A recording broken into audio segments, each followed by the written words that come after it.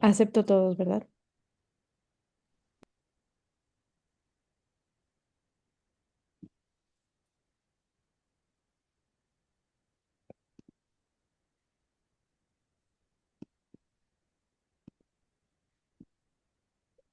Hola, buenos días a todas, todos, bienvenidos, bienvenidas quienes se están sumando a este tercer módulo del Círculo de Estudios de Desastres Lentos, Transiciones de la Tierra y la Alimentación. Vamos a dar un par de minutitos para que se terminen de sumar.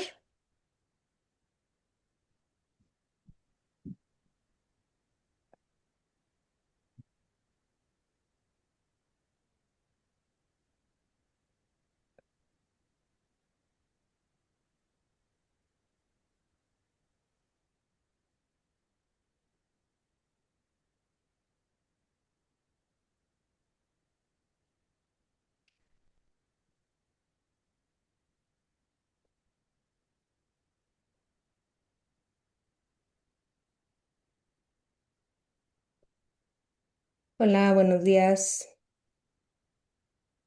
bienvenidos, bienvenidas.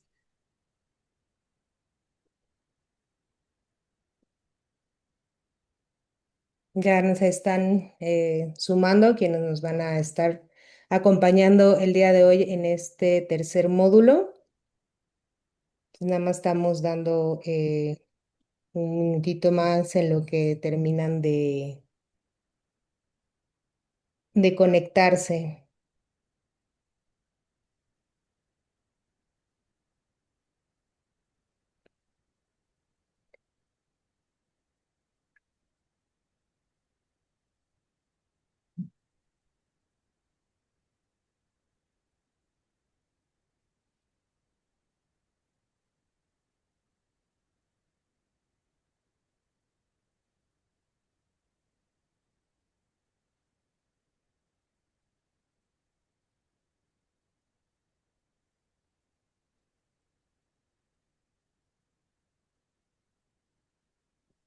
Bien, bueno, pues nuevamente un gusto encontrarnos en este círculo de estudio de desastres lentos, transiciones de la tierra y la alimentación. El día de hoy tenemos a dos invitadas que van a estar platicando, van a estar compartiendo con mucho gusto sobre, pues justo lo que nos toca hablar en este módulo. em, pues justo es lo que hemos venido platicando, ¿no? Cómo van estos desastres lentos y alimentación. Y pues siempre con esta intención de generar este espacio de diálogo en torno a las transformaciones que atraviesan la tierra y la alimentación. Y justo desde esta mirada situada desde los sures, como una perspectiva para pensar, sentir y escuchar el mundo desde otras epistemologías y temporalidades. Como habrán visto también en el pretexto que les enviamos, pues el tema de hoy es compensar perdón, es que se traba mi computadora esta lenguas y gustos insurrectos, y la pregunta que nos atañe es cómo se da la vida a una lengua erosionada, ¿no? Pues en esta sesión buscamos acercarnos en esta relación entre la lengua, el gusto y las formas de vida, ¿no? Como cuando desaparecen también ciertas palabras y ciertos sabores, también pues van desapareciendo ciertas formas de pensar los territorios. Y pues bueno, ya en las pláticas con nuestras invitadas iremos pues reconociendo, ya ellas nos serán interpelando también ante estas formas de pensarlo, de verlo, de reflexionarlo. Y bueno, para no dar más preámbulos, quiero presentarles a nuestras invitadas. Hoy tenemos a Sarah Bach-Geller y Nora Estrada. Nora es etnohistoriadora por la Escuela Nacional de Antropología e Historia, es cocinera tradicional xochimilca, investigadora y promotora cultural. Durante más de 25 años ha colaborado en instituciones públicas, organismos nacionales e internacionales y proyectos comunitarios vinculados a los derechos de los pueblos indígenas, la interculturalidad, el patrimonio cultural, la educación, el medio ambiente y la justicia alimentaria. Es originaria de Xochimilco. Su trabajo se centra en la defensa y salvaguardia del sistema chinampero como patrimonio biocultural vivo. Es formada desde la infancia en las cocinas comunitarias y las mayordomías de su pueblo. Ha dedicado gran parte de su trayectoria a documentar, preservar y difundir los saberes alimentarios, agrícolas y medicinales asociados a la chinampa, promoviendo el consumo de alimentos locales como una estrategia para la conservación del territorio y su memoria cultural. Es fundadora del colectivo cultural Casa Abadiano de la Cruz, iniciativa dedicada a la salvaguardia de la cocina y la medicina tradicional chilampera. Em, Actualmente coordina la Escuela Chinampera Tlamachilloyan Chinampeca, un proyecto de formación comunitaria que articula conocimientos tradicionales. Bueno, pues bienvenida, Nora. Un gusto tenerte el día de hoy con nosotras. Y Sara es profesora investigadora en el Instituto de Investigaciones Antropológicas, es miembro del Sistema Nacional de Investigadores, doctora en Historia por la École des Hautes Etudes en Ciencias Sociales, es exalumna de la Escuela Normal Superior y Hong Kong University. Sus líneas de investigación se centran en la dimensión política de las prácticas alimentarias y las formas de representación de la comida en los contextos de colonialismo y creación de la nación en México y América Latina. Sus trabajos sobre cocina, cultura y poder abarcan diferentes temas como son alimentación, cuerpo y raza en Latinoamérica, los recetarios y las identidades nacionales, lenguajes alimentarios y construcción de ciudadanías, y los procesos de patrimonialización de las cocinas indígenas en América. Forma parte del Grupo Mexicano de Antropología de la Alimentación y es miembro asociado del Laboratorium Patrimonis Lucoc del Museo Nacional de Historia Natural en Francia. Se ha desempeñado como dictaminadora y consultora de diferentes foros especializados en los estudios alimentarios. Y pues igual un gusto, Sara, tenerte el día de hoy y seguramente pues el diálogo que se genere entre todos nosotros va a ser riquísimo. Muchas gracias también a todas, todo el equipo que hoy nos reunimos. Voy a dejar de compartir para darles la palabra a ustedes y pues bueno, que podamos dar inicio a esta charla. Muchas gracias.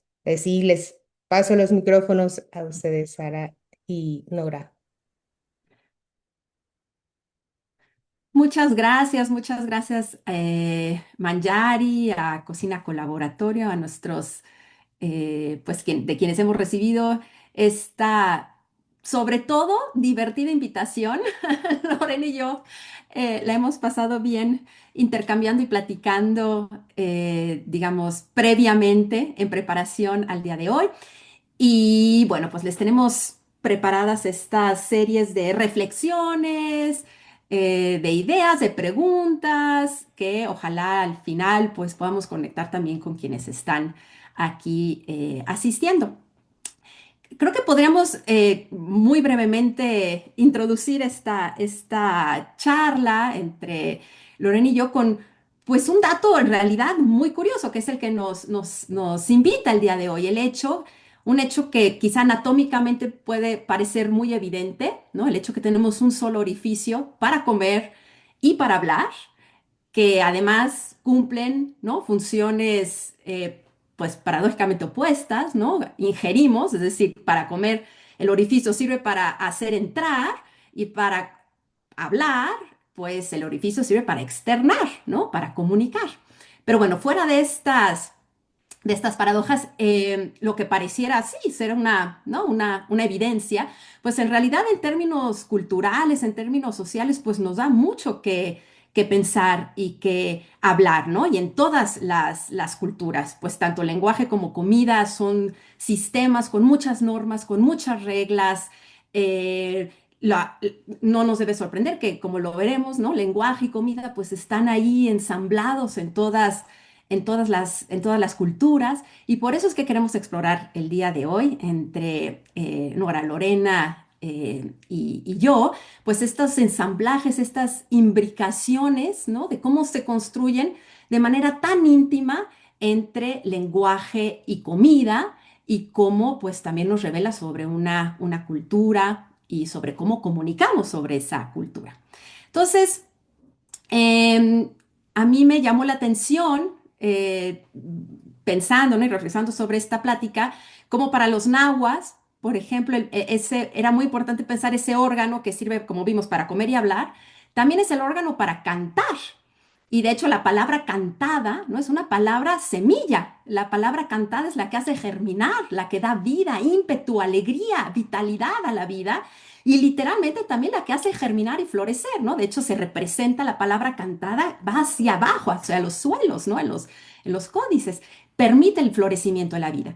Y yo quisiera preguntarte, Lorena, ¿qué de la cultura, qué de la comida chinampera que tú conoces tan bien hasta tus entrañas da esa vitalidad a los cuerpos, a las identidades? ¿Qué tiene de particular esa cultura, esa comida chinampera que hace florecer?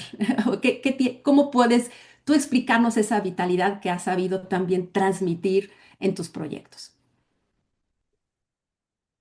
Buenos días a todas y a todas, Kualitonali. Pues qué emoción me da, primero agradecer por la palabra, y en este caso va a ser una palabra florida, una palabra que florece en medio de todo este sembradío, pues de voluntades, por seguir hablando de lo que nos nutre en el cuerpo y el alma. Bueno, pues ayer que estábamos platicando con Sara, que fue un verdadero privilegio, yo le hablaba un poco de la cocina chinampera. Y esta cocina, ella me preguntaba, bueno, ¿qué es eso? ¿Cómo nos nutre? ¿De qué se trata? Y un poco la cocina chinampera, pues viene de la raíz de esta ciudad, ¿no? De una raíz lacustre que se nos olvida, de una historia de una cuenca que se nos olvida, porque no la podemos ver, porque ya no tenemos ningún tipo de evidencia, ¿no? Excepto en Xochimilco y Tláhuac, de lo que representó vivir en el agua, de vivir en las aguas. Y además también de lo que representó civilizar todo un espacio como la cuenca y convertir y construir un universo náhuatl, un universo de la palabra, del pensamiento náhuatl, de esta palabra que va a seguir floreciendo y que todavía se encuentra dentro de esta cocina chinampera que se niega a morir. Y bueno, cuando hablamos de cocina chinampera, primero estamos hablando de un término político. O sea, la cocina chinampera, estamos hablando de la cocina lacustre, la cocina de Xochimilco, la cocina Tláhuac, pero la nombramos para que se vea. La nombramos para poder recordarle a todas y todos que hay una ciudad que nos está alimentando y que a pesar de que vemos muchos edificios, mucho concreto, mucho todo, tenemos la mitad de una ciudad que alimenta, que tiene suelo de conservación y que tenemos todavía un montón de chinampas, claro, ya muy poquitas en realidad, porque antes era toda una ciudad, pero las que siguen vivas están resistiendo y siguen floreciendo y siguen conservando algo que para mí es muy importante, que tiene que ver con este universo náhuatl. Y ahí volvemos a la lengua, volvemos a la palabra, y es donde se ensambla con el gusto. Y este gusto nació cuando nació la chinampa, cuando se sembró la semilla de la chinampa, nació el chinampero, pero nació quien lo cocinara, quien comiera todo ese sustento, pero sobre todo quien lo gozara. Y entonces empieza todo universo, un universo que viene primero desde la fabricación de la propia chinampa, desde el ingenio humano para poder darle vida a una cuenca y ganar la tierra para poder sembrar. Tenemos un universo en agua que practica, que sabe cuántos tipos de vientos tenemos, que sabe cuántos tipos de lodos tenemos, porque nuestro suelo es el lodo. Un lodo con un montón de restos de las explosiones volcánicas, lleno de minerales, que hace pues que todo florezca. También cuando entramos en este concurso, cuando vemos todo este concierto de cosas, de repente vamos encontrando que todavía Chinampa está nombrada en náhuatl y que cada una de sus partes que se van ensamblando una sobre otra tiene su nombre en náhuatl y saben quién vive ahí, no sé, hay bichos, bicharejos, etcétera, hasta llegar al bicho. Pero también tenemos un agua que reúne o reunió sobre todo, y ahora pues prácticamente no mucho, ¿verdad? Ya casi nada, puras mojarras ¿no? Pero había que, desde el rey ajolote, que fue parte de la misma creación de este universo, hasta Tepocatépetl, bueno, los mitos, ¿no? Las leyendas nos cuentan que hasta las propias sirenas, ¿no? Entonces, tenemos todo un universo en el agua, ¿no? Las algas y bueno, y todo lo que vuela, y todo lo que pasa por allá como zona de paso. Lo que convierte en todo esto, no solo en un paisaje alimentario, en un universo alimentario, en un universo chinampero, en donde es que se va desarrollando toda esta vida. Y entonces por eso es que ante la pérdida de prácticamente todo esto, es que empiezo a hablar de cocina chinampera, con este sentido de preguntar qué es, de preguntarnos qué es y de ver todo lo que se ha perdido, desde la perspectiva de qué es lo que vamos a hacer. No nos podemos quedar sentados, no nos podemos quedar. Y es entonces que el Tlecuil va a representar una trinchera amorosa que va a convocar a todos, que los ha convocado todos a través de la fiesta, sobre todo en Xochimilco, pero que sigue convocando sobre todo a la raíz y que seguimos comiendo todavía lo que sale de las chinampas. Ahí me quedaría, Sara, ¿cómo ves? Así que vamos a seguir con las Palabras muy preguntas. floridas. Florida. Pues estamos contigo, Sara, y, y me gustaría preguntarte, sobre todo, cuando hablamos de que las cosas nos gustan porque las comprendemos a través de estos universos alimentarios.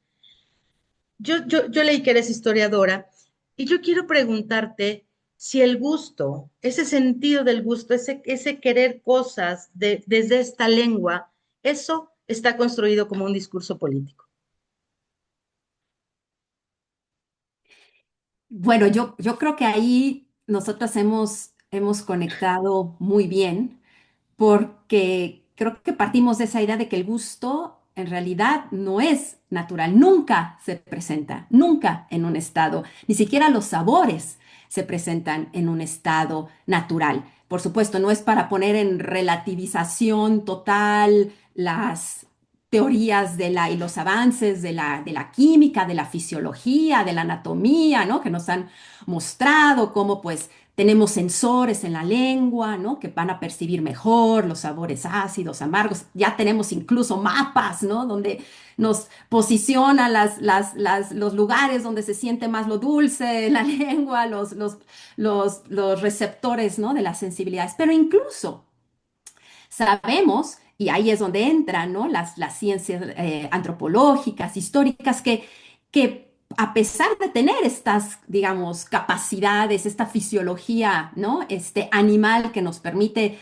detectar, ¿no? Ciertas sensibilidades, pues según nuestra cultura, según nuestro momento de vivir, la latitud donde vivimos, podemos percibir más o menos, darle mayor importancia o menor importancia a esas percepciones y traducirlas y nombrarlas. Y ahí la importancia de la lengua y nombrarlas de manera diferente. Lo que para una cultura puede saber a podrido, pues para otra cultura puede saber a un gusto de madurez, de tiempo y lo que eso implica, el trabajo humano, la emoción, la expectativa por esperar ese sabor. Entonces, bueno, ¿no? Ahí la cuestión también fisiológica puede relativizarse según donde vivamos, ¿no? Eso es por la cuestión, digamos, social.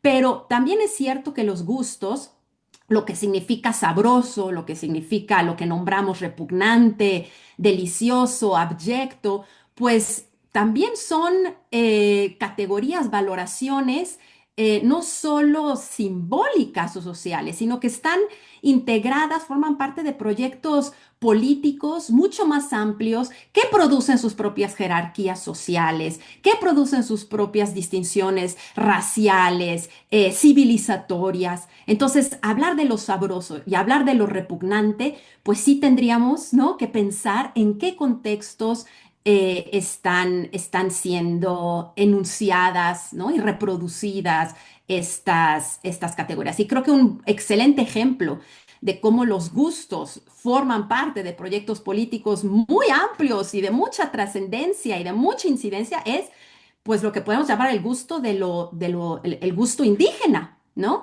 Que desde el siglo XVI, con los primeros españoles, pues se construyó, se creó una de las primeras, en realidad, categorías coloniales, que es la de la comida de indios, ¿no? Y es la comida de indios durante toda la época colonial, del norte, del sur de Estados Unidos hasta la Patagonia, significaba lo mismo. Una comida insípida, una comida indigesta, una comida salvaje, insuficiente, ¿no? Y con, pues sí, escasa, ¿no? Claramente, pues con muchas descripciones, ¿no? Muy peyorativas a ello. Y todavía, siglo XX, los antropólogos, ¿no? El primeros antropólogos se referían también a las cocinas indígenas como cocinas insípidas. Yo recuerdo haber leído Juan Comas, ¿no? Pionero de la antropología física en México, decía, las cocinas indígenas son insípidas, ¿no? O Aguirre Beltrán decía, bueno, el gusto indígena es una adaptación a su medio ecológico. O sea, cero creatividad, ¿no? Cero inventiva, fijo, ¿no? Pues según lo que encuentras ahí en tu ambiente, según la cocina que creas, que por supuesto hay esta relación, pero bueno, ¿no? Hay, creo que decir, limitar, ¿no? Constreñir el gusto indígena a lo que lo determinante que puede ser el medio ambiente, pues también habla, ¿no? De esta visión histórica, cultural, social, política. Y hoy día, y con esto quizá termino como estos ejemplos, ¿no? Digamos que, ¿no? Que con tu pregunta suscitas, ¿qué tan político es el gusto? ¿Cómo podemos, ¿no? Entender políticamente estas variaciones, estas maneras de referirnos, ¿no? A lo sabroso, a lo abyecto.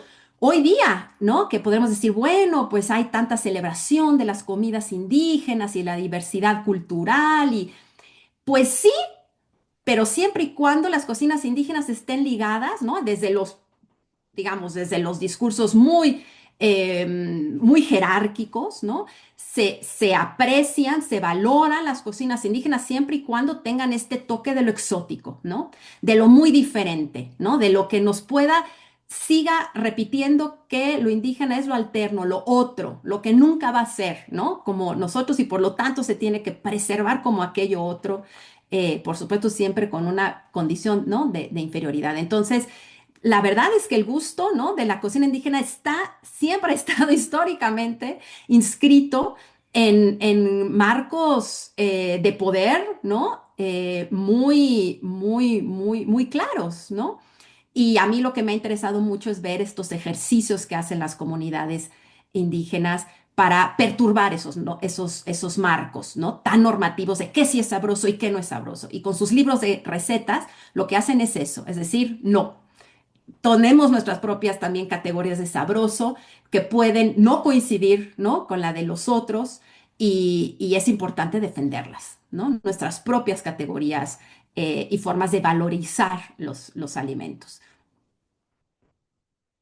Entonces, bueno, creo que, no sé, si por ahí metimos algo pues sí, una mirada quizá menos ingenua sobre qué rico es la comida, ¿no? Y que también tú, Lorena, pues has dedicado, ¿no? Una vida a mostrar finalmente también la lucha que significa tener una rica comida chinampera, ¿no? No es nada más una cuestión espontánea y de buena voluntad, ¿no?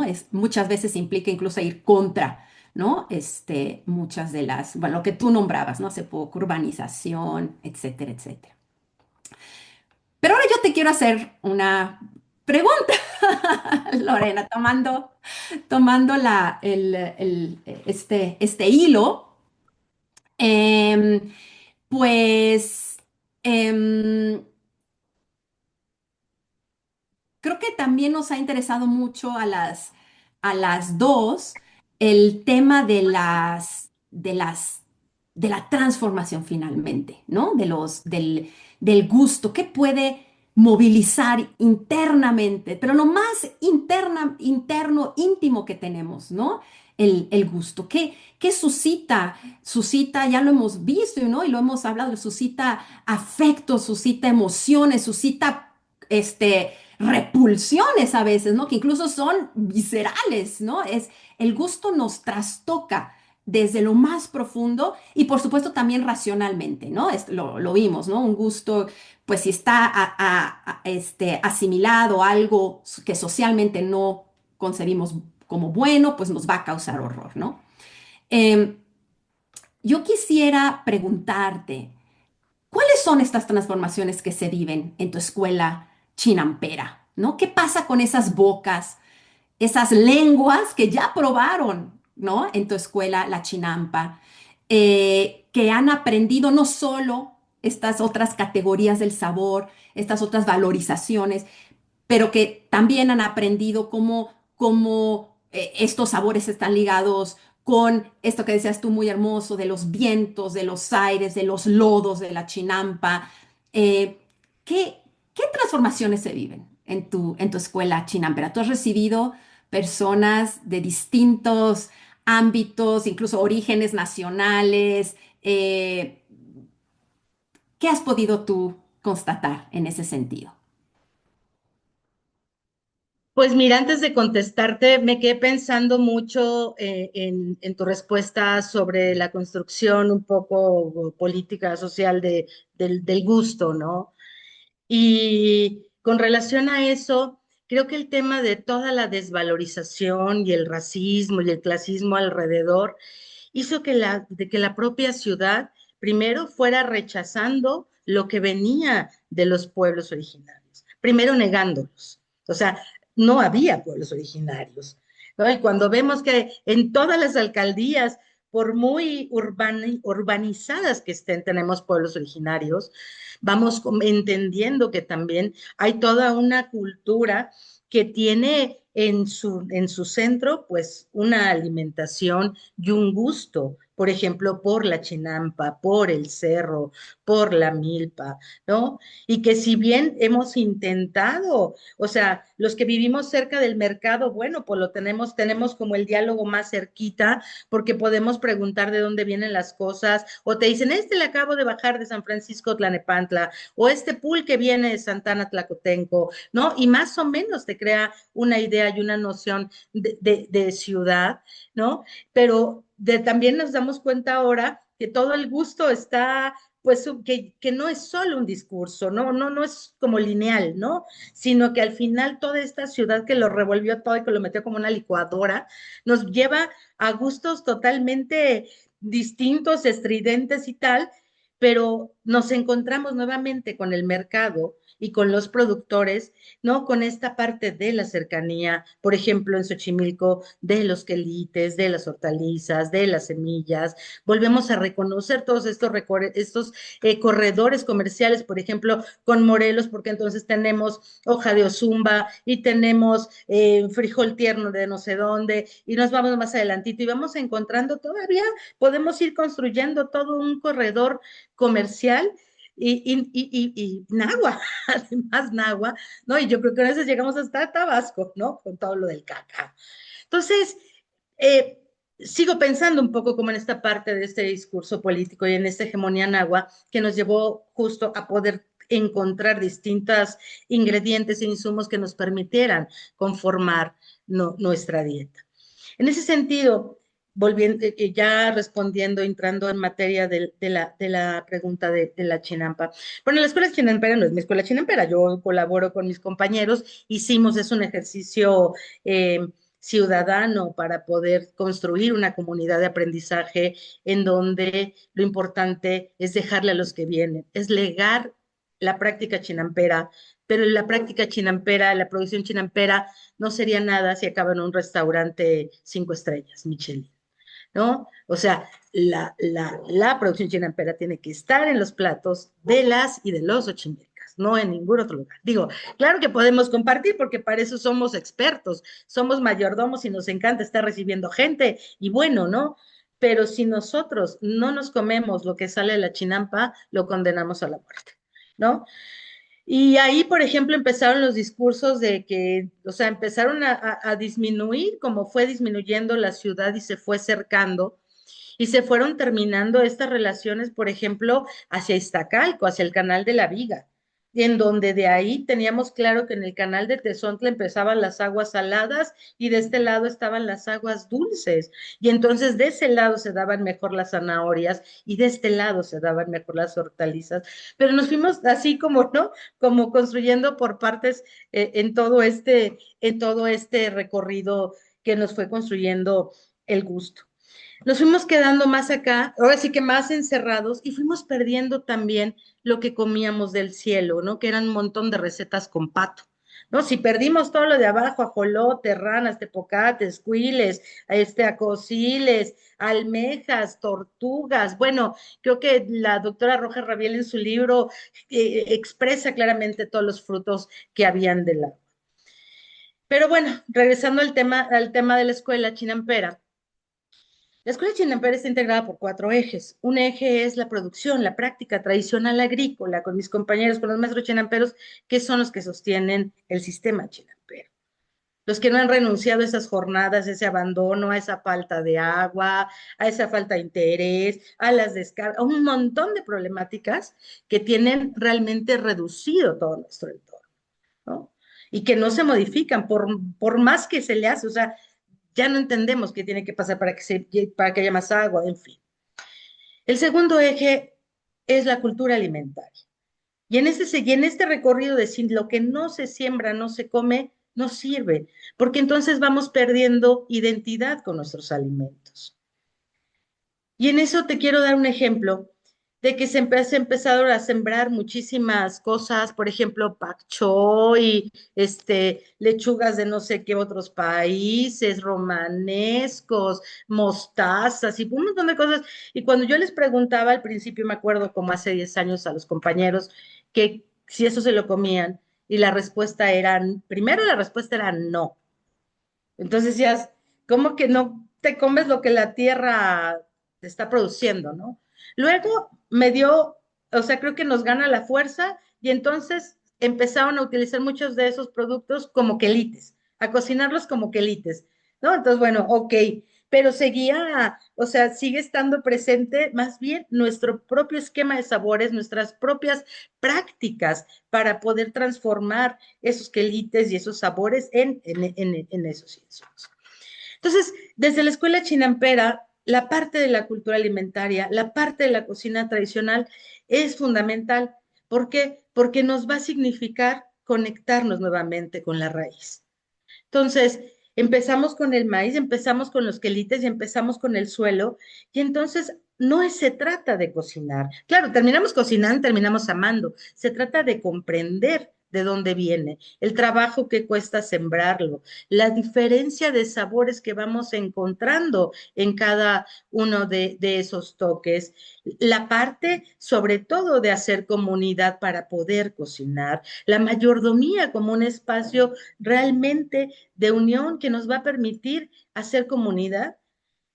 Y el tercer eje es la medicina tradicional, porque la chinampa sana y porque el cuerpo también tiene un montón de lecturas y de lenguajes que están ahí, que están en la tierra, que están en las emociones, que no solo nos tomamos una infusión o no solo nos ponemos un emplasto o no solo hacemos un tipo de ayuno, ¿no? Sino que además entendemos que el propio alimento es nuestra medicina.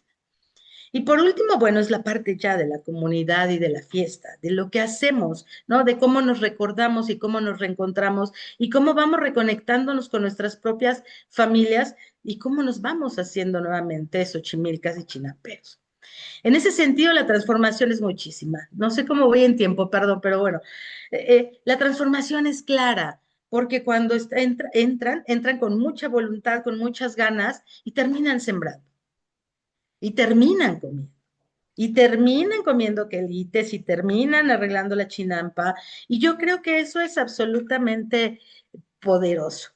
Y los testimonios realmente de los jóvenes y de las jóvenes, porque en realidad está dirigida a ellos, aunque tenemos alumnos de todas las edades, las respuestas es que ahora valoro el sentido de los alimentos. Y tú los ves cuando empiezan los convivios, los primeros convivios, pues todo el mundo lleva cosas de lo que sea, ¿no? El último día todo el mundo lleva quelites, mole verde, pipián, tamales, un montón de pulque, o sea, el pulque ocupa un lugar inmediato en la segunda clase, o sea, y ¿cómo se dio esa conexión? Pues porque tenía que darse en completo, o sea, tenía que comprenderse el universo y no separado, ¿no? Tenían que saber cómo se siembra y cómo se baila. Y bueno, hasta ahí dejaría este otro comentario. Y bueno, pues, perdón, me quedé así como, me iba ya con... Y yo quiero preguntarte, Sarita, siguiendo tus investigaciones sobre toda esta parte del sentido del gusto, creo que ya hasta perdí la pregunta que te quiero hacer, perdóname porque la escribí, pero me emocioné porque leí mucho. Yo quisiera más bien que nos platicaras sobre el recetario de los podcasts porque, o sea, seguimos hablando de cómo esto va conformando un discurso político, ¿no? Y cómo a veces solamente se requiere como valorar otro tipo de elementos que nos permitan hasta defender nuestro territorio. Y ayer que leía tu artículo de los coca, la verdad dije, wow, o sea, ¿cómo es que las comunidades nos defendemos como podemos? ¿No? Y bueno, te dejo la palabra. No, es apasionante. De hecho, a ver, voy a tratar de como subirme a tu chinampa, Lorena. No quiero abandonar el territorio chinampero, a pesar de que yo no trabajo sobre el territorio chinampero, trabajo en otras localidades, pero sí como sumarme, ¿no? A esta visión tuya, a esta defensa, ¿no? Que haces de esas transformaciones, pues sí, casi físicas, ¿no? Lo que decías, transformaciones sociales, la gente entiende, ¿no? Finalmente qué es la reciprocidad, entiende qué es hacer comunidad, entiende posiblemente, ¿no? Habría que ser ahí, indagar, ¿no? Cómo percibe, ¿no? Una acelga o un quelite de manera diferente, ¿no? Cuando entra en contacto con todo lo que tú estás mencionando. Yo creo que definitivamente, y aquí sí celebro mucho esta provocación que nos hicieron nuestros anfitriones para pensar esta relación entre lengua, alimentación y territorio, porque posiblemente son los pilares, ¿no? De cualquier pueblo, ¿no? La lengua no es solo un utensilio, una herramienta pragmática de comunicación, ¿no? La lengua, pues, alberga la historia, ¿no? La memoria, otro tipo de conocimientos, cómo se relaciona uno cómo expresa uno la idea de qué pasa después de que desaparecemos de este mundo, ¿no? Expresa los afectos, se transmite cómo se enseñan a sentir, a relacionarse con los otros, ¿no? La lengua es definitivamente mucho más que simplemente expresar, ¿no? Exteriorizar, como si fuera además, ¿no? Como un canal unilateral.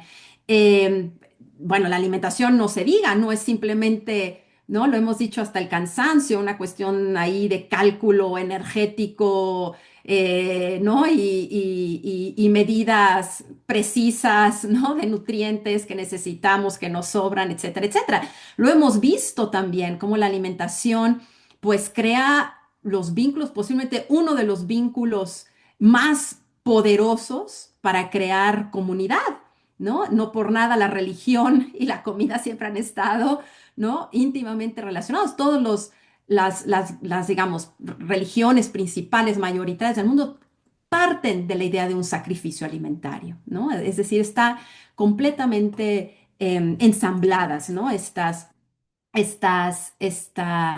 actividades. La alimentación construye cuerpos, por supuesto, cuerpos físicos, pero también cuerpos políticos a toda escala, ¿no? La alimentación crea identidades a nivel muy local, ¿no? Desde un terruño, bueno, desde una chinampa, ¿no? Desde un sistema, digamos, limitado, ¿no? Geográficamente limitado, hasta vínculos de tipo muy abstractos, como son los vínculos nacionales, ¿no? Las identidades nacionales se reproducen, se defienden, se sienten, bueno, ahora es tiempo de mundial. Es cierto que el fútbol es un gran vínculo ahí aglutinante de las identidades nacionales, pero la verdad, cuando se acaba el mundial, bueno, todo el mundo vuelve a sus cinco sentidos, pero la comida, ¿no? Es posiblemente el más trascendente, ¿no? Eh, de estos vehículos para expresar las identidades nacionales, ¿no? Entonces, la alimentación tiene ese poder, ¿no? Incluso abstracto, decir somos mexicanos porque comemos chile, cuando incluso pues, ni conocemos a todos los 100 millones de mexicanos, ¿no? Que existen, pero tenemos esa afinidad, ¿no? Esa idea de que somos parte de. Y eso lo da la cocina, ¿no? Eso lo da la comida. Y pues el territorio definitivamente también. Creo que, ¿no? Ninguno de los aquí presentes podríamos suponer que el territorio es simplemente el espacio, el suelo, las capas orgánicas que nos proporcionan los recursos para sobrevivir, ¿no? Los territorios, pues, son espacios vitales, por supuesto, ¿no? Pero no solo de subsistencia, sino también porque ahí es donde se producen los conocimientos y las estrategias, muchas veces incluso de lucha, para seguir defendiendo estos espacios, ¿no? Entonces, nos alimentamos de los territorios, pero también es ahí donde se generan estas estrategias de vida, ¿no? De vida alimentaria, pero de vida también comunitaria, ¿no? Entonces, a mí me ha llamado mucho atención para ya llegar a aterrizar a lo coca, como cuando incluso falta uno de estos pilares, ¿no? Ante la pérdida de la lengua, no por negligencia, no por, sino por híjole, tenemos, ¿no? Muchos siglos de aculturación, de políticas, digamos, ¿no? Que van en contra, que han ido en contra de esta diversidad, ¿no? Riquísima lingüística en México. Cuando se pierde el territorio también, ¿no? Por un montón de razones que tiene que ver con urbanización, con despojo, con confiscación, en fin, ¿no? Hay un montón de situaciones que dan a la pérdida del territorio. A mí me ha resultado muy interesante ver cómo la alimentación resulta un recurso muy efectivo para mantener o incluso inventar nuevos vínculos en las comunidades que les permitan seguir defendiendo lo que tienen que defender, ¿no? Su memoria, incluso su territorio, como vamos a ver, donde pueden seguir alimentándose y subsistiendo como comunidad, ¿no? La alimentación, incluso ante la pérdida de territorio y de lengua, resulta una estrategia muy poderosa, incluso estrategia política de lucha frontal, ¿no? Para poder mantener estos lazos que parecieran que podrían haberse disuelto, ¿no? Al ya no tener estas identidades, digamos, aterrizadas o reflejadas en la lengua y en el territorio. Y el caso Coca es un caso ejemplar, ¿no? Los Coca de Mezcala, el pueblo Coca vive en Mezcala. Mezcala está a las orillas del lago Chapala, en Jalisco.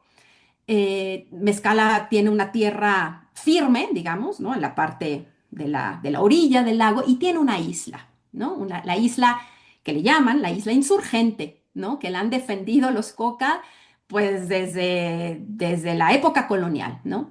Y bueno, los Coca sufrieron un despojo terrible, ¿no? A manos pues, invasores que quisieron hacer un lindo hotel boutique, ¿no? Con una vista preciosa al lago, invaden y pues durante casi 20 años los Coca tratan de recuperar ese territorio por todas las vías legales y no hay manera, ¿no? El poder del capital, ¿no? Es mucho más poderoso y bueno, entonces, ¿qué proyectan? ¿Qué hace el pueblo Coca? Hacen varias estrategias de lucha, entre ellas una muy original y muy efectiva que fue hacer un recetario Coca. Y bueno, ya tengo un trabajo publicado de ello, no voy a entrar en detalle, nada más terminar diciendo que este recetario Coca lo que hace es mostrar este arraigo de este pueblo a su territorio, mostrando que son ellos verdaderos conocedores de dónde crecen los camotes del cerro, en qué momento es buena la ciruela para hacer salsa, en qué momento ya está muy pasada y hay que hacer cajeta, la ciruela amarilla, cómo usar los pescados, cómo cocinarlos, en qué momento el guaje sabe mejor, en qué momento el guaje se vuelve indigesto, es decir, son grandes conocedores de su territorio y por lo tanto, pues son los legítimos poseedores, ¿no? y entonces el recetario se vuelve una arma, incluso legal, para pues demandar que se les devuelva el territorio, el cual fue devuelto, ¿no? Hay que decir que fue una lucha exitosa. El recetario forma parte de esa lucha, no fue todo. Y el pueblo Coca recupera, ¿no? Su territorio y hay pues muchos intentos también de revivir lengua, pero bueno, finalmente tenemos ahí un caso, ¿no? Donde lengua, alimentación, comida y territorio están completamente enlazados, ¿no? Pues no sé, eh, Lorena, yo creo que podríamos empezar a trazar ahí canalitos. ¿Cómo se llaman estos canales muy bonitos entre las chinas? Papantles, Apantles, guacalotes.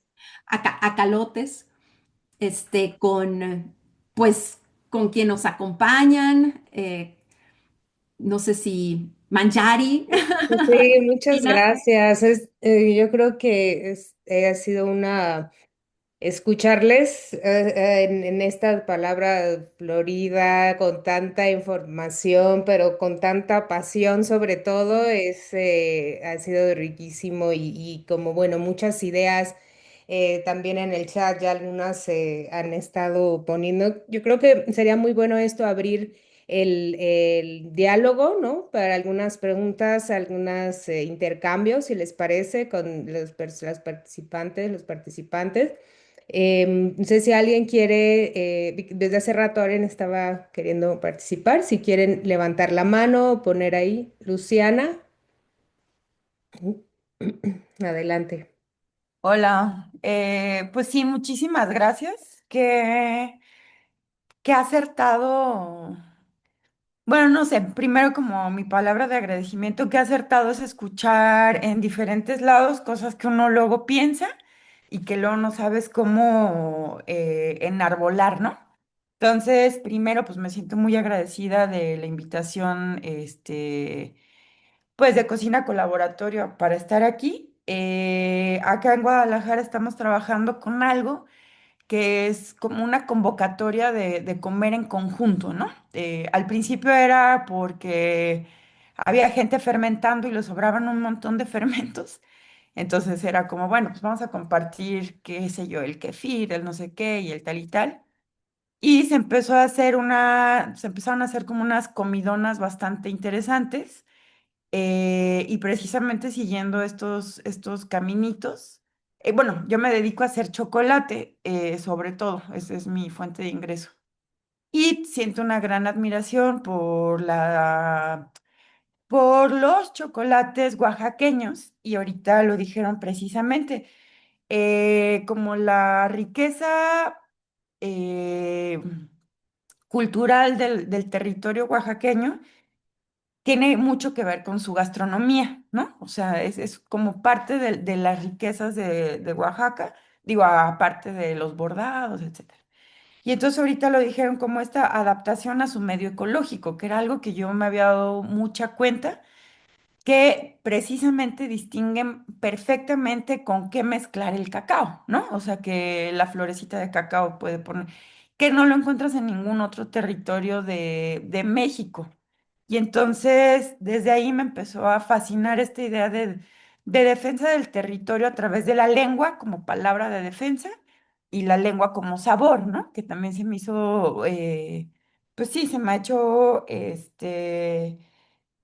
fantástico. Y esto, bueno, eso fue lo que me cimbró ahorita de su conversación. Y soy la típica de más que una pregunta, tenía un comentario. Tal vez mi pregunta sería, bueno, Emilio ya nos compartió el texto de Sara, que estoy como con mucho entusiasmo de leer, que lo ponía también, que querían hacer una rave en la isla de Mezcala, porque lo ven como, una isla desierta, ¿no? Como si el hecho de que no lo habite un oxo lo hace desértico, o sea, afortunadamente echaron para atrás el proyecto, y lo otro es que me encantaría visitar pues la escuela chinampera y pues también cuando lo logremos compartirles lo que hemos estado trabajando acá en Guadalajara. Nada más, muchísimas gracias. Muchas gracias, Luciana, por los comentarios. Tenemos igual el comentario de Mariana. Hola, buenos días a todas, buenos días a todos. Muchas gracias. Estoy muy contenta pues de escucharlas a ambas. Es un trabajo tan maravilloso. Me llaman la atención varias cosas, por ejemplo, en cuanto al recetario, el recetario como una herramienta de resistencia.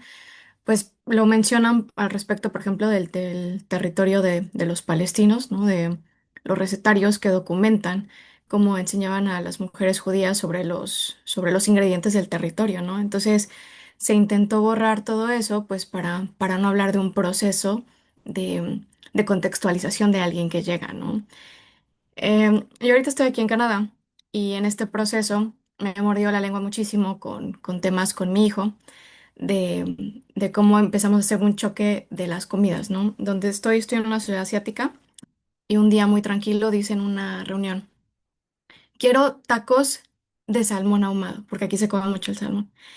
Y entonces me mordí la lengua al respecto de, en el norte, el sushi de arrachera, que decíamos que era una aberración. Bueno, empiezas a entender, ¿no? Cómo sucede esto. Y nuestra necesidad tan tremenda al respecto del maíz aquí como población, que es algo que estamos trabajando. Y cuando desaparece un alimento, no solo desaparece por el gusto de tener el alimento, ¿no? Sino también afecta nuestro ecosistema, nuestro paisaje visual, la alegría, pero también desaparecen nuestras infancias, también desaparecen las personas ligadas a estos alimentos, pero también se daña nuestra microbiota, ¿no? O sea, estos ingredientes que hemos metabolizado durante miles de años, los desapareces y entonces desaparece una parte de nuestra salud. Hay una afectación como es adentro, es afuera, desaparece el ecosistema que vemos, que aparentemente cuidamos, pero también nuestro ecosistema interno y todo eso es invisible y se me hace un desastre lento, ¿no? Justo a propósito de este círculo de estudio. Y muchas gracias, también tengo ganas de leerlas, de visitarlas. Y acabo de subir a la carpeta un libro que tuve el gusto de conocer a una de las autoras, se llama En busca del quelite perdido. Y es un libro con un enfoque hiperlocal en Cholula. Y se me hace muy curioso porque cada vez que por trabajo me he mudado de territorio, me tratan con la inocencia de quien va al patio y dices, pero qué flores tan bonitas. Ay, señora, esa es hierba, la tenemos que quitar. Y me ha pasado en cada territorio y en cada país. Y digo, esa belleza, pero también esa comida está en la mirada de quien la ve, ¿no? Y que me traten con esa inocencia de, uy, esto es hierba, pero se come, sí, pero no es de valor. Es algo súper interesante y en busca del quelite perdido hablan incluso de esta estigmatización de los alimentos al hacer también ciudadanas de segunda, cuando hablan de que durante el periodo de la presidencia del ciudadano Felipe Calderón, eh, iban con este programa de piso firme y demás a decirle a la gente, ahora vas a tener carne, no como los quelites, ¿no? O sea, haciendo uso en el discurso oficial de ese aparente empobrecimiento a través de lo que está disponible, cuando pues se ha visto que nutrimentalmente el programa dejó mucho que desear al respecto de lo que daban los quelites, ¿no? Muchas gracias. Muchas gracias, Mariana. Justo creo que también varias de las cosas que nos han compartido Sara y Nora es justo desde dónde y a partir de quiénes o desde este cuerpo político e histórico, físico, desde dónde empieza a gestarse este desastre lento, ¿no? Y cómo poderlo identificar. Bueno, ¿les parece si escuchamos, tenemos otras dos participaciones y luego le vuelven a tomar la palabra? Adelante, Ukin. Amaru. Sí, hola, buenos días. Tardes, creo. Bueno, ajá. Por mi parte, se me hizo es que se hizo muchos temas, todos muy interesantes. Por ejemplo, cuando mencionan la parte de qué platillos son o no, pues comerciales o que se dedican, como que, pues el marketing, todo es muy interesante porque acá en Yucatán, lo que pasa es que hay muchos platillos, muchos platillos, es una gastronomía gigantesca. Y es interesante porque siento que en esta parte de que los otros no aplican muchos platillos de acá en realidad, o sea, usualmente es cerdo marinado con naranja agria, casi se usa mucho de los platillos, y siguen siendo pues muy cercanos, ¿no? Y los platillos que sí son como que más de nicho, por así decirlo, como que más difíciles de adquirir, pues no se les da como que el bombo y platillo. Y en su momento, fui a un curso y lo que mencionaba es que también tiene que estar la parte capital, ¿no? O sea, hasta qué punto tú como empresa puedes replicar o no el platillo, ¿no? Porque si, por ejemplo, no, pues sí tienes este platillo, sí, pero tienes que hacer en esta época, pues por estas cosas y así. Hay de dos, o no lo usas de plano, o sea, decides no darle como que el foco, o lo modificas. Y acá pasa mucho con el pip, que el pip es del Hanalpichán, es un tamal. Acá es como que el mejor platillo que tenemos para la gente de acá porque es muy importante. Pero, por ejemplo, en el caso del PIB tiene que ser con determinado frijol, que es el espelón, que si bien se da a lo largo del año, muchas veces, si es en octubre cuando más se da. Y ya hay muchos lugares que dan como PIB todo el año. Es como el chile en nogada en todo el año, es como que uno lo ve como alguien de acá, hace mucho, pues mucho, mucho ruido, pero es parte de eso, hacerlo capital. Y otra cosa que se me hizo muy interesante es esa parte del gusto, ¿no? Así como ¿quién define cuál es el gusto? Porque, por ejemplo, si a mí no me gusta, no sé, el hígado cebollado, no, pues sí, pues es normal, sabe feo y así. Pues sí, no, pero es una comida que está vinculada a carencia de recursos, porque es un platillo muy fácil de hacer y es muy económico. Pero si, por ejemplo, dices, no me gustó, no sé, un foie gras, por ejemplo, no es que te falta mundo, es que tienes para dar de niño, es que no tienes para dar, es eso, tienes dos platillos que son muy similares al final del día en cuanto a lo que viene siendo, pues, la materia prima, pero mientras en uno te dicen, "Oh, pues sí, es válido que no te guste", en otro se vincula, o sea, como que cosas económicas, es que no tienes dinero para comerlo, no tienes dinero para viajar, no tienes el para dar, no tienes mundo, y eso se me hace muy, pues, feo, pero muy interesante. Gracias, Maru. Diego, Hola, me da mucho gusto estar acá también. Quería unirme desde antes al ciclo, pero no sé, por una cosa u otra los viernes no me quedaban y dije, perfecto. Y más con Nora y con Sara, que tanto esta idea del el gusto como algo colonizado fue algo que cuando Nora dijo me quedé así como, de, ay, güey, sí es cierto. Y me ha tenido pensando desde que hace 2 años que te iba a decir eso. Y también que el trabajo de Sara lo he leído y me gusta mucho y lo he citado en otras cosas. Entonces, esta conversación, pues, padrísima. Justo escuchándolas hablar, me quedé pensando en esta cuestión pues, del desastre lento, ¿no? De cómo cambia el territorio, el despojo del territorio, de la lengua, tanto como el idioma, como el sabor y el gusto, y cómo es un desastre lento, pero también tal vez más que un desastre lento, es una violencia lenta, ¿no? Porque es el producto primero del colonialismo y luego de esa colonialidad que sigue y que continúa, ¿no? La desecación de los canales en Xochimilco empiezan pues porque a los españoles les da miedo el agua, les da miedo que los vayan a ahogar con esa infraestructura precolonial que existe y les parece además como una cosa sucia y horrible que porque las miasmas, ¿no? Y que porque los olores y que porque las inundaciones, entonces empiezan a desecar, se sigue desecando durante la modernidad, ¿no? Aunque tal vez no a propósito, pero es pues al final la consecuencia de estas políticas modernistas que buscan hacer la ciudad como más, pues como otra vez volteando a ver a Europa, eh, y se continúa con eso hasta ahorita, ¿no? Esas políticas de las que hablaba Nora, pues es el resultado de esa colonialidad continua, ¿no? Por un lado, eso es lo que me quedé pensando, entonces tal vez más que un desastre lento deberíamos hablar de una violencia lenta, ¿no? Y esa colonialidad de la alimentación, que pues es un poco también lo, ahorita que Amaro hablaba me hizo pensar de eso de, bueno, de qué dependen nuestros gustos, ¿no? ¿En qué nos centramos? Nos centramos en la idea de que el foie gras es mejor porque es francés, de que comer ajolote está raro porque es una especie endémica y además guacala, es como quién sabe cómo sepa. Eh, no sé, o sea, no, me quedé pensando en eso y bueno, por otro lado, me surge la pregunta eh, bueno, me encanta esta idea de la comida como una forma de resistencia, ¿no?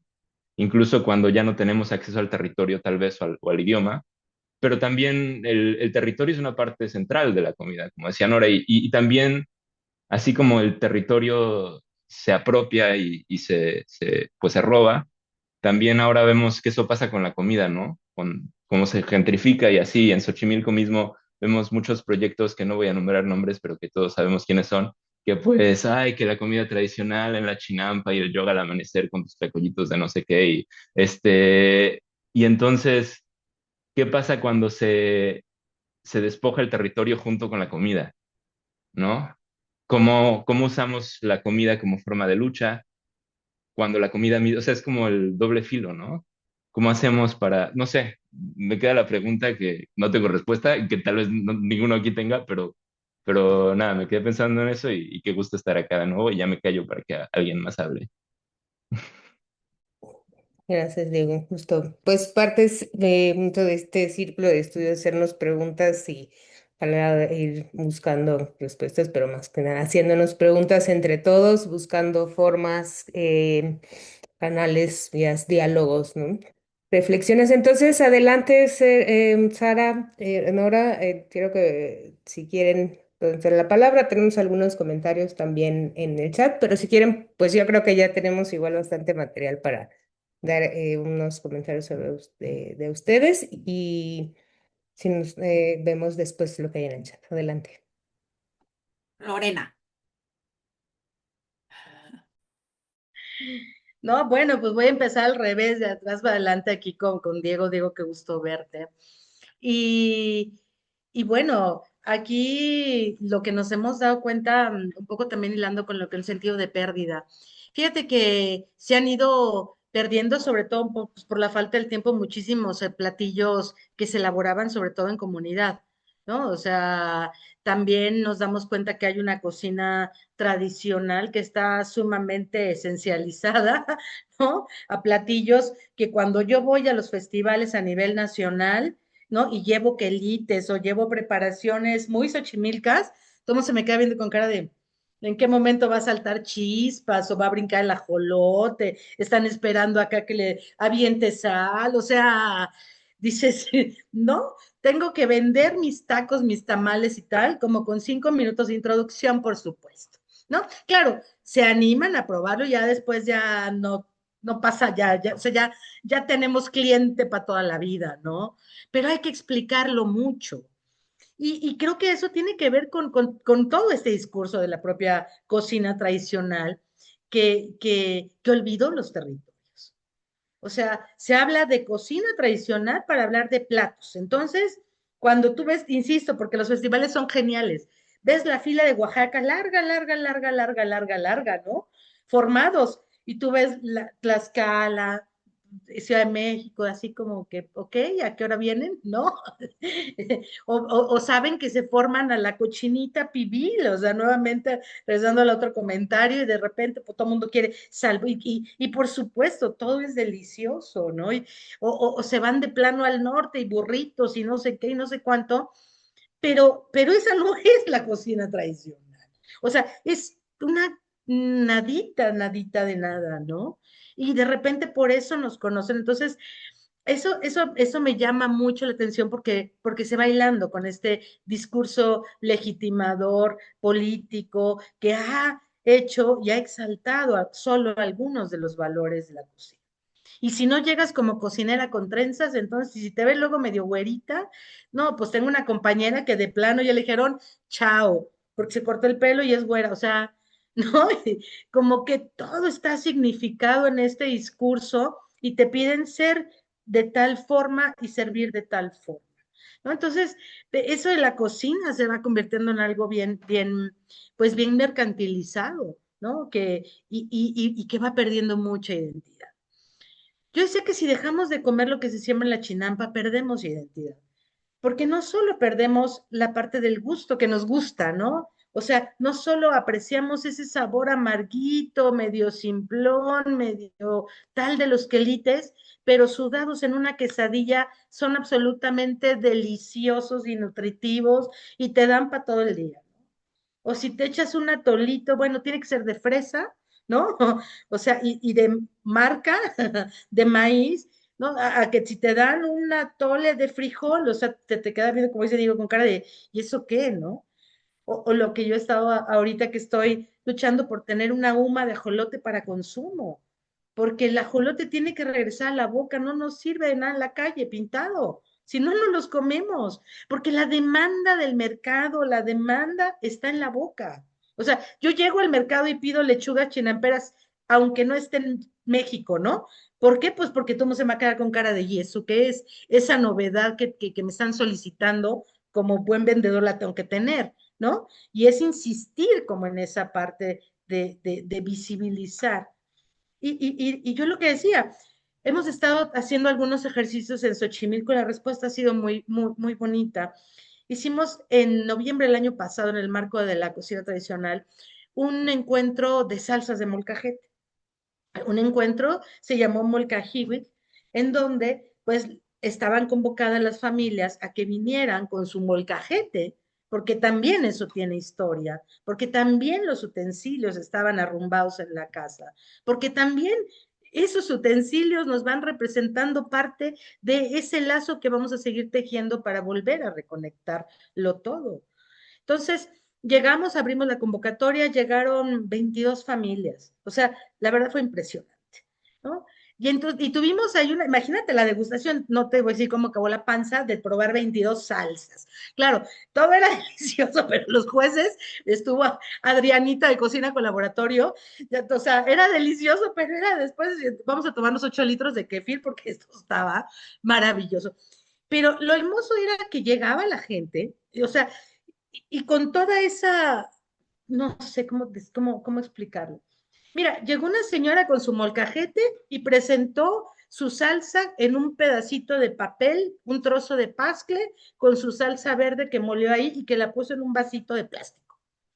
O llegaron otros ataviados, ¿no? Que presentaron una salsa, un platillo, bueno, sobre todo la salsa de las reventadas, que es de la época de la Revolución. ¿No? Entonces, habían conviviéndose en ese espacio muchos tiempos. Ya habían unos que usaban las aceitunas del pueblo Tulyehualco, pero a su receta, y de repente tuvimos un banquete de 22, y bueno, y dos modernas que ya estaban muy a gogo, decía mi mamá, que estaban entre, ¿no? Entre salmones y no sé qué, y bueno, pues por supuesto también había espacio para la innovación, ¿no? Pero lo que voy un poco es que yo me di cuenta pues que esto está vivo, ¿no? Que necesitamos sacarlo, que necesitamos abrir espacios para poder seguir comiendo juntos, que me parece una iniciativa maravillosa. Compartir los sabores de todos, porque nos estandarizaron hasta el gusto con los polvos esos aditivos que todo sabe, igual el glutamato monosódico que todo nos hace saber rico porque es umami, pues sí, nos va a saber rico, pero pues eso es un disfraz, ¿no? Y creo que ese tipo de prácticas y sobre todo cocinar, porque cocinar implica ir al mercado, ir a preguntarle a la señora cómo preparo esta hierba que no sé qué es y no sé si me va a gustar y no y perderle el miedo, ¿no? Y entonces agarrarte un quelite nabo que lo ves medio amarillo y ves una hoja, etcétera, etcétera, etcétera, y así, ¿no? O la señora que llegó de Morelos y que trajo unos chumiles, unos jumiles, y ¿cómo le hago? Y aunque brinquen y te den miedo, chíngatelos, pues, ¿no? O sea, al final de cuentas, me parece que ese es el ejercicio, la apuesta es esa. Pero necesitamos tener como ese resorte que diga, ok, voy al mercado, ¿no? Pregunto, me tomo tiempo para cocinar. Hago simbólico eh, algún platillo para mi vida, digamos, pero lo demuestro. Es decir, por ejemplo, para mi cumpleaños, si a lo mejor quiero un sushi de no sé qué, de cola de rata, pues bueno, no. Voy a hacer mi pipián con mis chilacayotes y mis frijolitos ayocotes y me voy a echar mi pulquito y me voy a cocinar mi tortilla aunque me salga cuadrada, no importa, ¿no? Porque eso va a ser la resistencia. Esa es la resistencia. O sea, el que yo le diga a mi hija, vente, ayúdame a hacer el molcajete y aunque me desespere y se lo quiera aventar porque nomás, o sea, en lugar, ¿no? Por más que la técnica, al final, después de 10,000 aprendizajes, lo va a hacer perfecto. Entonces yo creo que la resistencia es esa, en hacer las cosas, en que podamos generar este vínculo que hemos hecho un poco, que eso me llena mucho con la escuela chinampera, porque entonces te atreves a empezar a habitar esos espacios que ya no estaban habitados y te atreves a reconstruir todo el lazo. Porque cuando cocinamos juntas las mujeres, hay términos que solo ocurren en cocina cuando estamos cocinando. No ocurren en otro lado.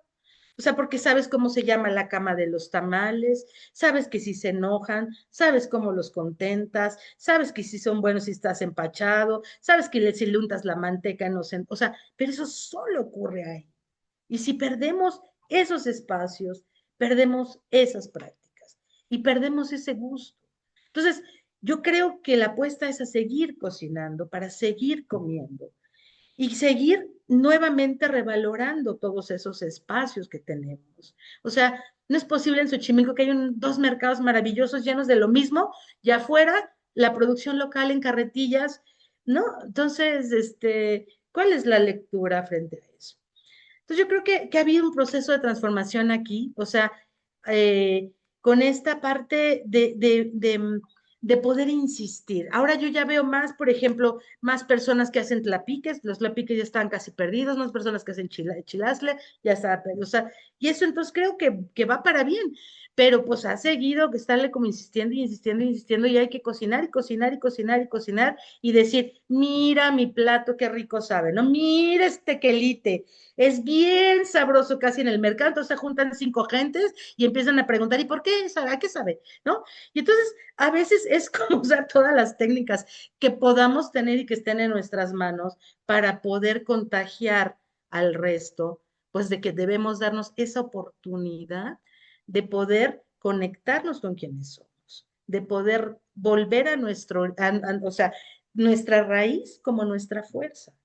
Y esa raíz, pues bueno, hay que seguirla regando, cuidando y demás. Perdón, y había una pregunta sobre Xochimilco y tiene que ver con que esa pérdida por la alimentación, o sea, la chinampa se hizo para comer y se hizo para gozarla, porque solamente se producen flores, porque tenemos fiestas y se producen milpa. Entonces, ustedes van a ver que es una milpa florida todo el tiempo, esa es la verdadera chinampa. ¿No? Pero frente a esta presión de urbanización, frente a estas decisiones de gobierno, que ahora te ponemos túneles blancos, ahora túneles negros, ahora a alguien se le ocurrió que le pueda poner una varita por acá, y entonces empezamos a despedazar todo eso en aras de mejorar. Entonces empieza a haber un proceso de desidentificación de todo. Entonces, han habido nuevas prácticas, sí, ¿no? Hay ahorita mucho abuso, hay apropiación, hay mucho extractivismo, hay un proceso de turistificación en donde todo lo quieren volver kayak, todo lo quieren volver cantina, todo lo quieren volver restaurante exótico, ¿no? Inclusive ya hay un montón de escuelas chinamperas, ¿no? Entonces, no, ok, hay que estar como atento y dispuesto a poder seguir resistiendo como en esa línea, ¿no? Somos lo que somos lo que comemos, comemos lo que somos, y pues hagámoslo entonces, ¿no? Sarita, así. Gracias, Lorena. Adelante, Sara. No, yo tomé muchas notas. Las preguntas fueron muy, creo que muy, muy oportunas y bueno, la respuesta, qué bárbaro. Pues tomé muchas notas. Tendría más preguntas que hacer, pero me toca quizá tomar los hilos que ya se dejaron aquí. Em, Mencionaba, creo que la compañera, ¿no? Lo de la microbiota. A mí me parece que ese es un tema fantástico, precisamente para pensar territorios, ¿no? Y alimentación. Nos hace pensar que, pues, en realidad, pues no somos impermeables, ¿no? Formamos parte de maneras que incluso ni las imaginamos, ¿no? Con el alrededor, con el aire, con el agua, con el suelo, con lo que chupamos, En realidad las fronteras son muy, muy porosas, ¿no? Estos avances científicos sobre la microbiota, eso creo que también tiene una dimensión más filosófica, existencial, que habría que seguir explorando, que es estas no fronteras del individuo. No soy yo y mi piel y mi epidermis y yo, lo que como y mi salud y ¿no? Mi bienestar y mi longevidad y mi belleza y Pues la verdad es que estamos todo el tiempo interactuando, incluso de maneras que ni conocemos, ¿no? Entonces el tema de la microbiota a mí me ha interesado mucho, como pensar por allí. Lo del recetario palestino, ese es un caso dramático, ¿no? Yo pienso en 5 años, ¿no? Pues bueno, tendremos archivos de fotos, ¿no? De Palestina y veremos el paisaje, veremos cómo eran las casas, veremos cómo eran los jardines, cómo eran las escuelas, ¿no? Cómo eran las calles. Tendremos historias, trabajos, pues quizá académicos, de qué, ¿no? De la sociedad, ¿no? De Palestina, pero tendremos los recetarios y los recetarios, pues, ¿no? Hablando de la cuestión de la lengua y territorio, nos van a ofrecer, pues, una mirada muy íntima de Palestina, trágicamente, trágicamente destruida, ¿no? Con un genocidio, pero pensando en el recetario, pues qué riqueza nos da, ¿no? Esa memoria sobre la alimentación. Es decir, en este caso trágico porque no está el pueblo ahí, ¿no? Para seguir reproduciéndolo, pero el poder del recetario, ¿no? De transmitir esos sabores y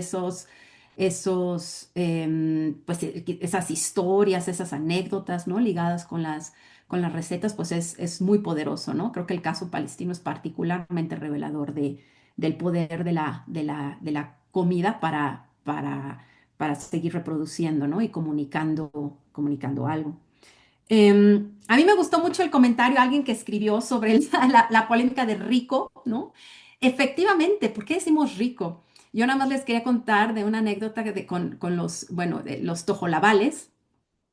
Los tojolabales rechazan, hay un antropólogo que estudió muchos años con los tojolabales y hay en su libro recoge en algún momento cómo los tojolabales rechazan la palabra rico, ni siquiera la traducen, ¿no? Al tojolabal. Entonces dicen, la comida es sabrosa, porque rico es el patrón, rico es el opresor y nuestra comida no oprime, ¿no? Nuestra comida no es rica opresora, nuestra comida da vida y sustento.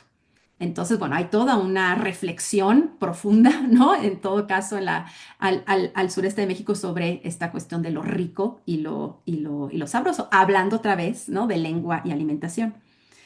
Em, y bueno, sobre la cuestión que decía, ¿no, Diego, de la resistencia, sí, yo creo que y bueno, finalmente, ¿no? Nos reúne en este foro. em, Sí, es un desafío en todos los sentidos, ¿no? Es un desafío en cómo llevarlo a la praxis, es un desafío en cómo definirla, es un desafío en el cómo, en el cuándo, ¿no?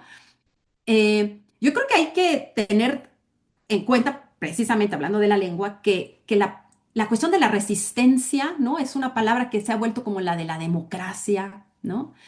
En boca desde de Trump como de las madres buscadoras, ¿no? Como, o sea, todo mundo habla de democracia, ¿no? Trump tiene un discurso sobre democracia, ¿no? Eh, la resistencia también.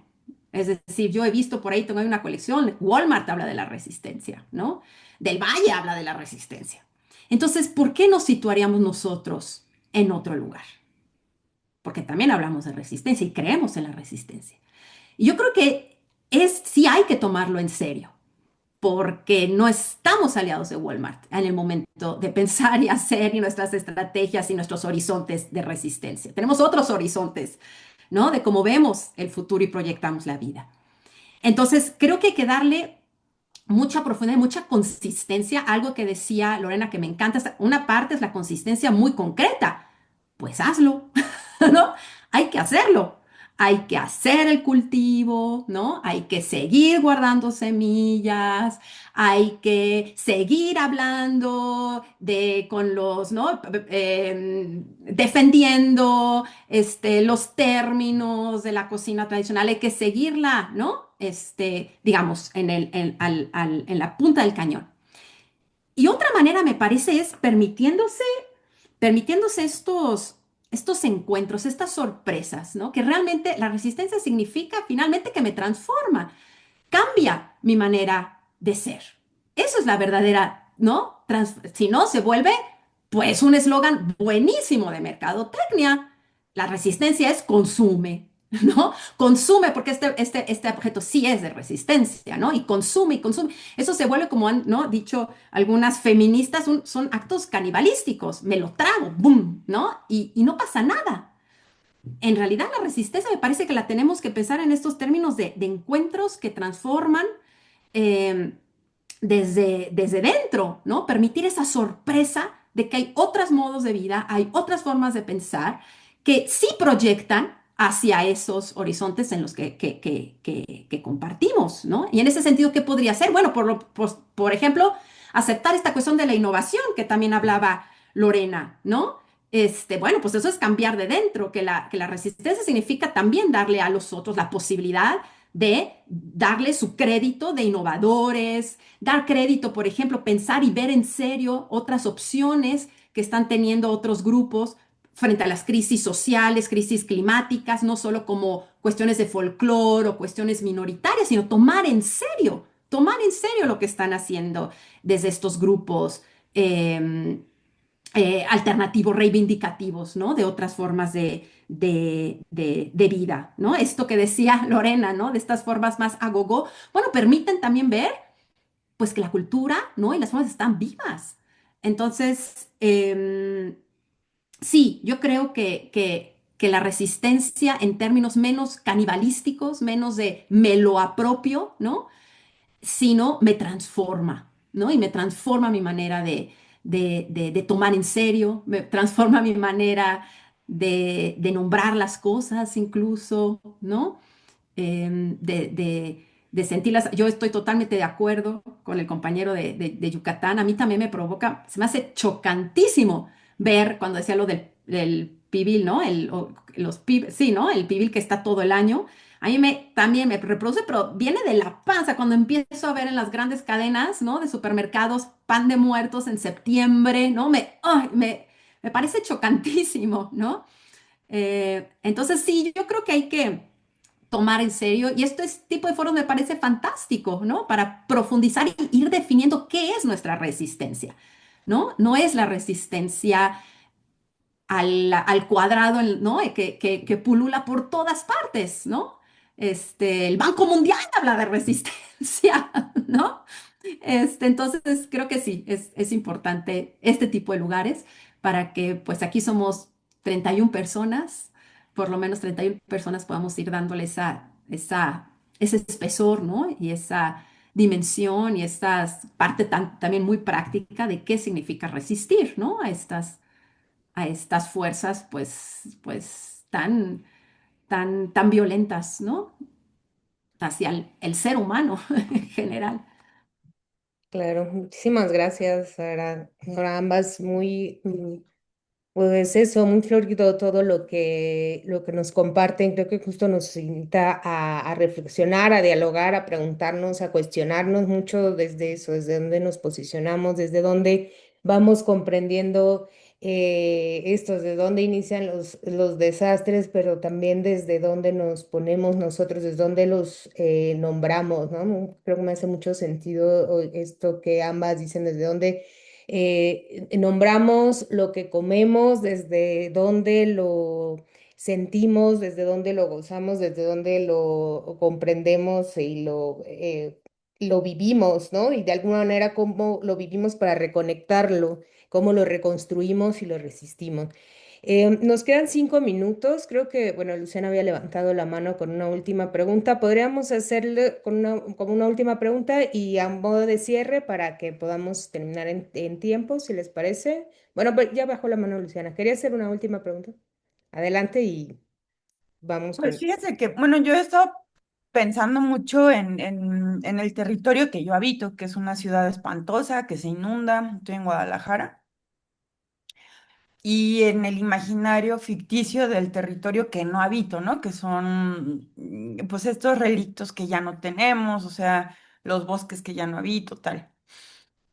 Y entonces también he pensado en identificarme con lo que habito, pues que es una ciudad que se destruye, o este desastre lento de la ciudad.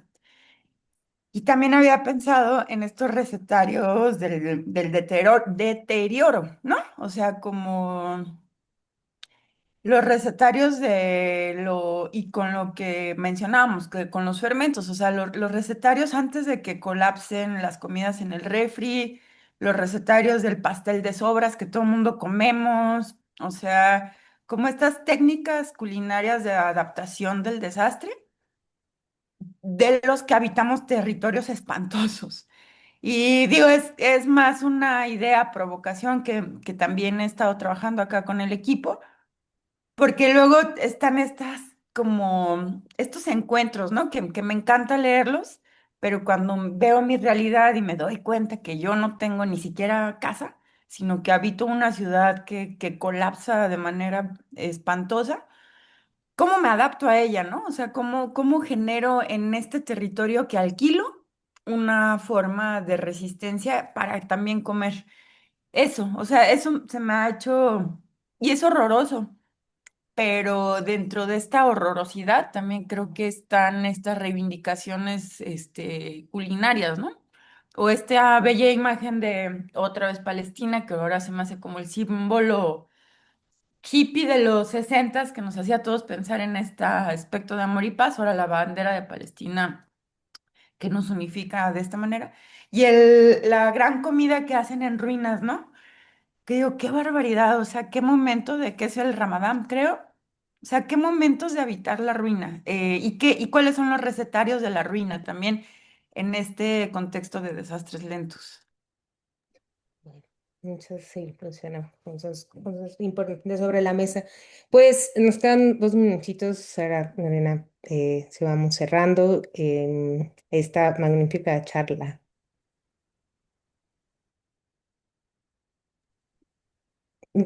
¿Quieres empezar, Sara? ¿Qué dice que te toca? No, la verdad, agradecer muchísimo. Esto ha sido un espacio, qué horror, abuso del lenguaje culinario. Ha sido un lugar riquísimo, nutrido. Muchísimas gracias. Pues espero y felicitaciones a los organizadores. Son muy necesarios estos espacios para conocernos. Pues yo también creo que agradecer es parte de la vida y de y de todos estos nutrientes que nos hacen mejores personas. Gracias, de verdad. La verdad es que conocer a Sara, ya tenemos 2 días platicando y así como encontrando muchos puntos en común y coincidencias.